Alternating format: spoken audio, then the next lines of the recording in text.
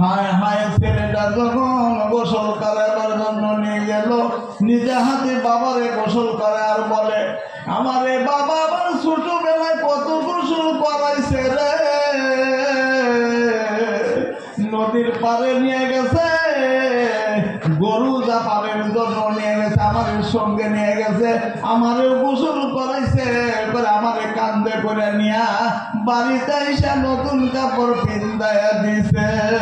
আমার বাবা আমারে কান্দে করে যদি নদীর পাড়ে থেকে গোসল করায় আনতে পারছে, আর আমার বাবার গোসল দেখি আমি নিজেতে পরাই তখন নিজে হাতে গোসল করাইলো, কাপড়ের কাপড় আনো, আমার বাবা নতুন কাপড় নতুন শার্ট আইনা আমাদের গায়ে দিয়ে কত গুতা মাটকায়া দিছে রে, একটা পেন 3 বার খুলে ফেলাইছি, 3 বারই পিন্দায়া দিছে।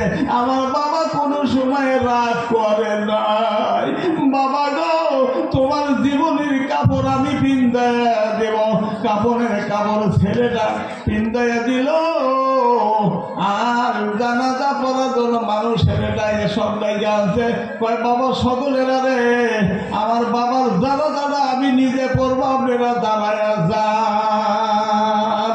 তখন ওই ছেলে নিজের বাপের লাশ সম্মুখে নিয়ে তখন 1 তকবীর 2 তকবীর দিছে, 3 তকবীর 4 তকবীর, তখন আল্লাহুম্মা ফিরলি হাইনা মায়াতানা শাহিদানা গায়বিনা সাদিরানা এই দোয়া শুরু করে দিছে।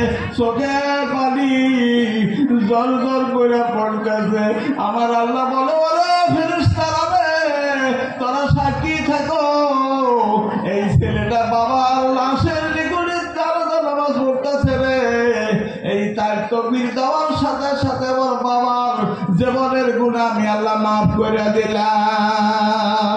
চিন্তা করে দেখেন, 3 টাকা দামের বিদ্যার ছেলে বাবার জানাজা পড়া ফেলাইলো, তারপরে খাটুলিতে তুইলা লাশ কবরের নিকটে নিয়া লাভ দিয়া কবরের মধ্যে নাইমা গেছে।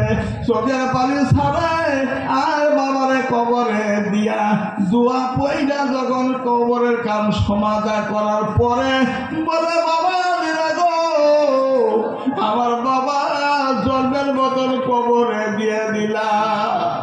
আহারে, আর আমল শেষ হয়ে গেল, সবাই হাত পাতলো, আর ছেলেটা বলতেছে, আল্লাহ আমার বাবার জীবনের গুনাহ তুমি মাফ করে দাও। মনকির নাকির সুয়ালের জবাব, আমার বাবা পুলিশ দেখে ডরাইছে, তুমি কবরে পুলিশ পাঠাইও না। কান্দা দিয়া চোখের পানি সারে গায়, মাবুদ রে, আমার বাবার ওই কবরের আযাব হতে তুমি তাড়াতাড়ি দরিয়া করে দাও। আরে কিতাবের ভিতরে লেখা আছে রে, ছেলে যদি বাবার জন্য হাত পাতে, আল্লাহ হাতটা মুখে লাগানোর আগে তার বাবার দোয়া, তার ছেলের দোয়া কবুল হয়ে যায়। কোন সুবহানাল্লাহ।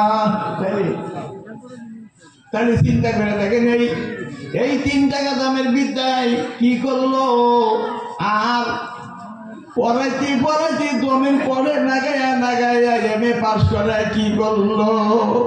তাই আমরা এই এলেম শিক্ষা করাবো, কোরআন শরীফ আগে পড়া শিখাবো, তারপরে দিনারের লাইনে দেব। একটা ছেলে জানি একটা মেয়ে জানি কোরআন শরীফ বাদ দেয় না, আমরা যেন কোরআন শরীফের আওয়াজ আমার বাপ হয়ে যেন কানে শুনতে পাই। যাও, সময় নাই। আর আমাদের ওই যে হেতাগ একটা আছে না, হেতাগের আলো, লাইটের আলো হাতে কি করবো, তাই হাড়ি কলের আলো জ্বলবো না। এখন যতই জ্বালাবার চেষ্টা করি জ্বলবো না। এখন আমার বক্তব্য এই পর্যন্ত শেষ করছি। ও আমার আলাইকুম, আসসালামু আলাইকুম।